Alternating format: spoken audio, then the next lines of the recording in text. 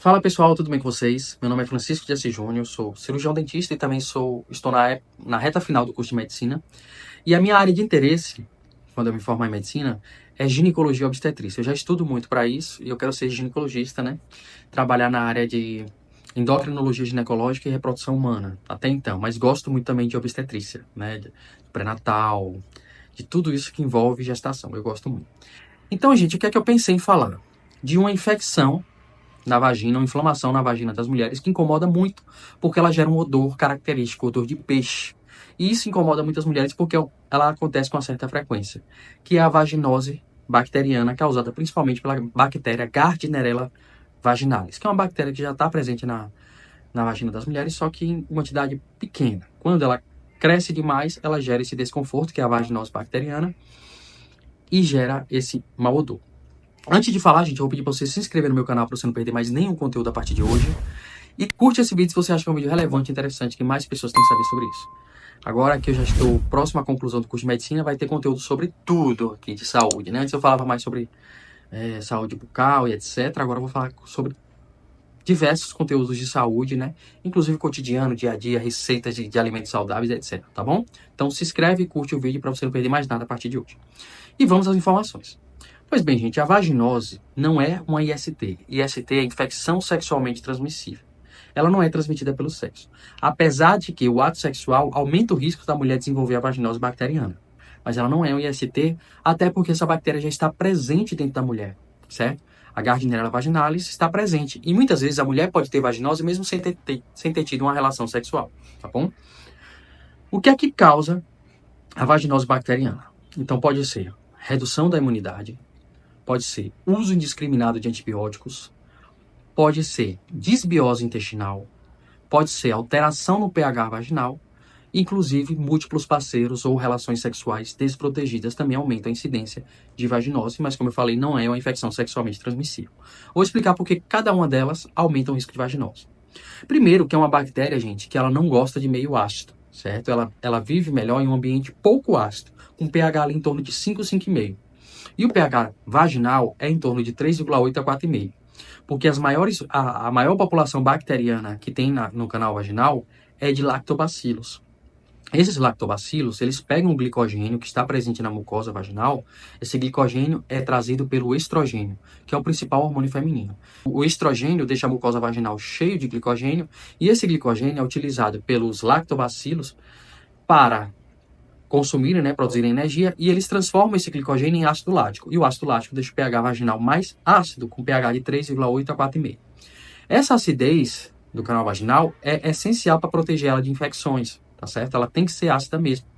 E esses lactobacilos também produzem outras substâncias, como por exemplo o peróxido de hidrogênio, que vai inibir o crescimento do fungo cândida, que vai gerar candidíase vaginal nas mulheres, tá certo? Então o equilíbrio da microbiota vaginal é essencial para manter um pH adequado e para produzir substâncias que vão inibir o crescimento de micro-organismos que podem gerar infecções, que são as vulvovaginites. Então, o peróxido de hidrogênio inibe a candidíase e a acidez vai inibir a Gardnerella vaginalis. Quando há um desequilíbrio dessa microbiota vaginal, então, por exemplo, redução do nível de estrogênio, vai chegar menos glicogênio na mucosa vaginal e os lactobacilos vão produzir menos ácido lático, e se tem menos alimento para esses lactobacilos, reduz a população deles, e aí isso pode favorecer o aumento do pH, né, que o pH quanto mais alto, menos ácido ele é, então vai favorecer o aumento do pH, e esse aumento do pH favorece o crescimento da Gardnerella vaginalis, que é uma bactéria que vai começar a crescer porque não tem mais a acidez inibindo ela, tá? Então, um é desses motivos. E o que é que gera oscilações no estrogênio? Quando a mulher está entrando no climatério, que é a menopausa, ela pode ter redução do estrogênio. Então, ela pode aumentar a incidência de vaginose bacteriana. Uma outra questão que pode acontecer é, por exemplo, disbiose intestinal. Porque no nosso intestino tem uma série de bactérias. Entre elas, algumas bactérias que nos ajudam na nossa imunidade, nos ajudam na captação de nutrientes e nos ajudam na produção de hormônios. E no ambiente intestinal, vai ter bactérias que aumentam a produção de estrogênio.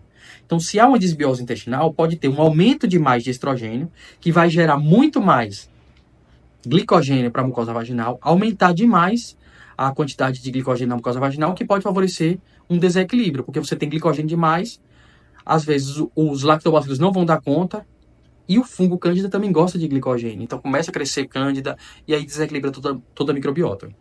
Ou também a desbiose intestinal gera a redução dessas bactérias que podem produzir o estrogênio de menos. E isso também vai produzir menos lactobacilos, né? Produzir menos ácido lático, e isso pode favorecer o desequilíbrio. Então, por isso que a gente fala sobre a desbiose intestinal.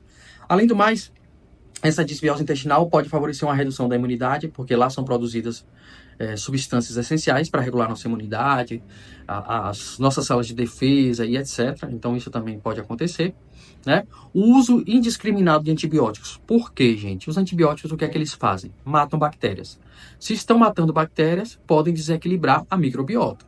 Obviamente, quando o antibiótico é bem indicado e ele é prescrito e acompanhado por um profissional de saúde, você tem que fazer o uso.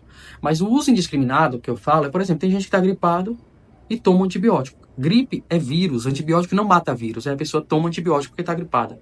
Isso é comum da gente ver esses erros, né? Ou qualquer inflamaçãozinha, qualquer coisa que essa pessoa tem, ela vai e toma um antibiótico. Isso vai gerar desequilíbrio na sua microbiota, porque antibiótico mata bactérias. Então não vai matar só aquela bactéria que você acha que está lhe causando mal. Vai matar outras bactérias também e desequilibrar a sua microbiota. Quando desequilibra, pode ter alteração no pH, pode ter redução de substâncias que inibem o crescimento de outros micro-organismos, e isso pode favorecer a vaginose bacteriana, tá certo? Outra coisa que também pode acontecer é na relação sexual. Como eu falei para vocês, não é uma infecção sexualmente transmissível, mas a relação sexual, além dela produzir atritos, né, que vão gerar inflamações transitórias, elas também podem ter a ejaculação. E se o homem ejacula dentro da mulher, o pH do sêmen do homem, ele é mais alcalino, ou seja, mais básico, ele não é ácido. Então, quando há a ejaculação, o corpo da mulher entende aquela ejaculação como um corpo estranho. E o que é que ela vai fazer? Produzir imunidade contra aquele sêmen do homem. Então, começa a ter uma inflamação local em volta daquele sêmen. Além do mais, o pH ao redor vai ser aumentado. Vai ficar menos ácido porque o sêmen tem um pH alcalino, certo? Então, fica menos ácido. E isso pode favorecer também o crescimento do fungo cândida não, da Gardnerella vaginalis. Por isso que vocês podem ter visto alguma amiga de vocês falarem, até aconteceu com vocês. Namorou, ejaculou dentro, teve a vaginose. Outra questão, gente, são múltiplos parceiros, justamente por essa interseção de microbiota. Então, na região dos pênis dos homens, tem alguns tipos de bactérias. Quando você tem múltiplos parceiros, tem muitas bactérias entrando em contato com as suas. E essa interseção de bactérias pode gerar desequilíbrios transitórios que podem favorecer o crescimento da Gardnerella vaginalis, tá? A imunidade baixa por quê? Dentro do canal vaginal vai ter células de defesa nossas, imunológicas, certo? Então, quando há uma imunidade baixa, essas células de defesa, elas vão ficar menos efetivas e podem controlar menos infecções que estão surgindo. Porque apesar de toda a microbiota estar regulada, tudo isso que eu falei para vocês, o nosso sistema imunológico também está trabalhando para que não haja o crescimento de micro-organismos que causam mal para essa mulher. Então, se você tem menos imunidade, baixa imunidade, pode gerar mais vaginose. E o que é que gera baixa imunidade? Como o HIV, que é o vírus da imunodeficiência humana, certo? Ele gera menos imunidade porque ele atinge os nossos linfócitos, que são os linfócitos TCD4 principalmente, mas também outras células da nossa imunidade. E após entrar nessas células, eles matam elas. Por isso que quando a pessoa tem um HIV que não trata, ela fica com a imunidade lá embaixo, né? E a carga viral lá em cima. Mas quando essa pessoa trata, tudo é normalizado e a pessoa tem uma vida normal, certo?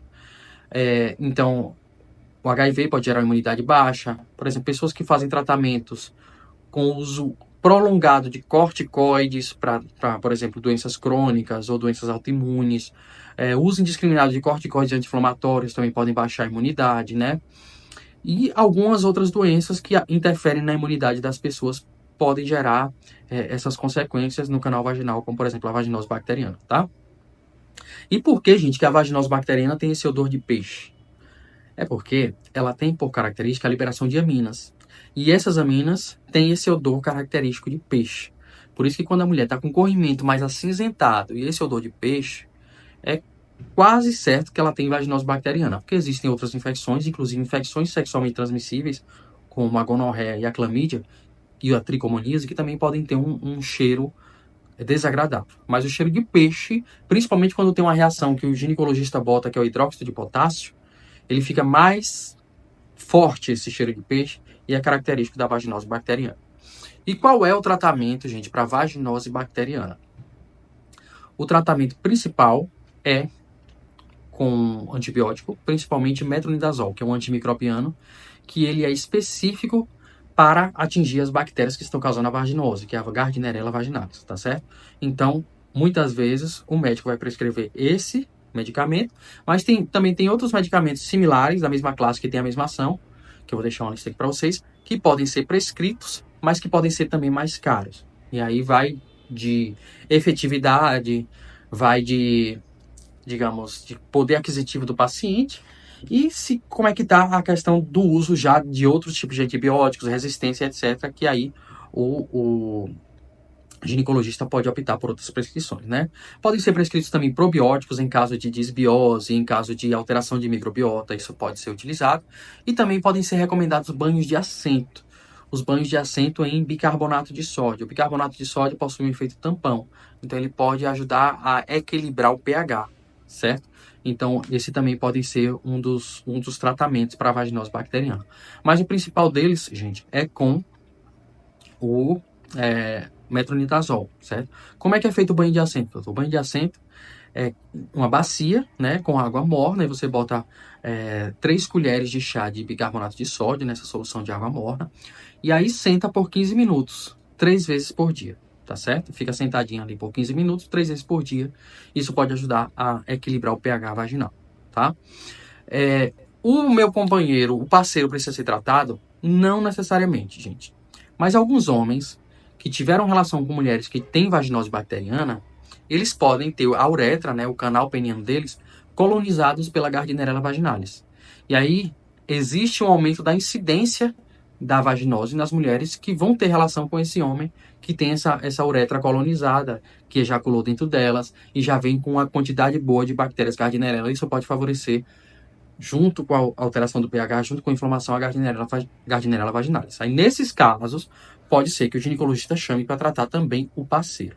Mas não é uma infecção que normalmente exige necessidade de tratar o parceiro, como outras, como, por exemplo, a tricomoníase. A tricomoníase é uma infecção sexualmente transmissível, onde o homem normalmente é portador assintomático. Ele só tem o micro-organismo, que é o protozoário, que é o Trichomonas vaginalis, mas ele não manifesta a doença, só quem manifesta é a mulher. Então, muitas vezes, o homem fica retransmitindo a mulher sem sentir nada, ele tem que ser tratado.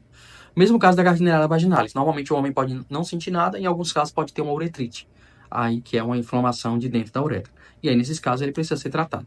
Tá certo, gente? Então, se as vaginoses estão sendo recorrentes, podem ser sinais ou dessa interseção de bactérias, de múltiplos parceiros, ou de colonização da uretra do parceiro, ou de disbiose intestinal, ou de alteração na microbiota vaginal, né? Ou de oscilações hormonais, ou de redução da imunidade. E por que algumas mulheres podem, quando desenvolvem uma gestação ou próxima à menstruação, podem ter mais vaginose bacteriana? Porque o sangue que sai na menstruação, ele tem um pH alcalino, próximo, mais 7,4 mais ou menos, é um pH alcalino. Então ele vem e reduz a acidez. E isso pode favorecer o crescimento da Gardnerella.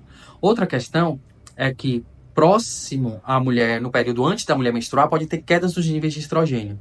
E essa queda dos níveis de estrogênio podem favorecer também uma redução do glicogênio na mucosa vaginal, redução da acidez, que vai favorecer o desenvolvimento da Gardnerella vaginalis, tá? Além do mais, o sangue é matéria orgânica que gera inflamação e pode favorecer também o crescimento da Gardnerella. E por que na gravidez acontece isso?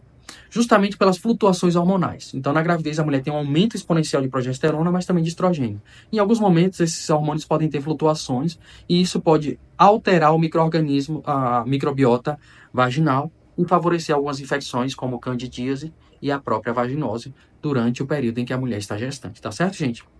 Se você gostou desse conteúdo, curte, se inscreve no meu canal para não perder mais nada, que vem muitos conteúdos sobre ginecologia e obstetrícia aí. E até o próximo vídeo.